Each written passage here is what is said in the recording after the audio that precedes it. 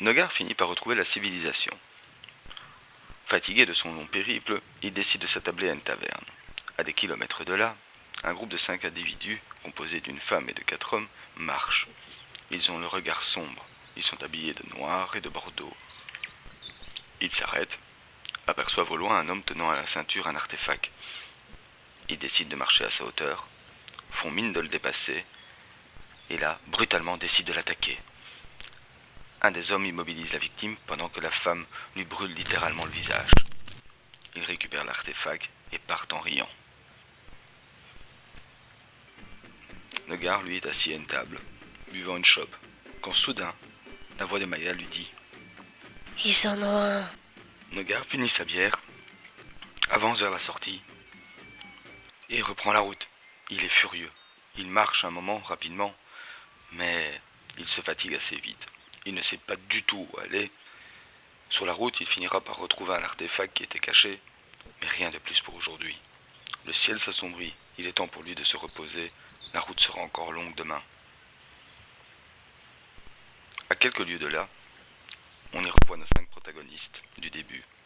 Ils sont rejoints par un 6e homme, entièrement vêtu d'une toche noire. Les 5 lui remettent l'artefact qu'ils ont volé peu avant. Bien, nous avançons.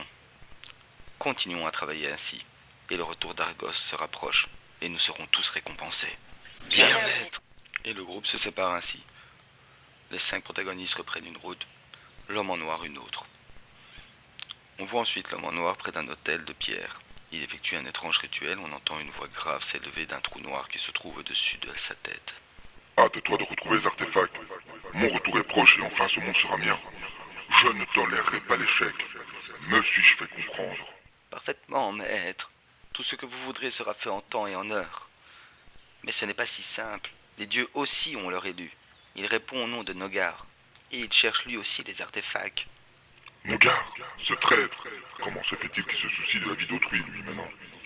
Sûrement un coup de cette vipère de Maya. À mon retour, je l'exterminerai. En attendant, je t'envoie du renfort pour t'aider dans ta tâche. Un éclair s'abat alors sur le sol. Et un loup-garou apparaît. Voilà un nouveau compagnon de choix. Il se nomme Égard, et pour pister, rien de tel qu'un gros chien.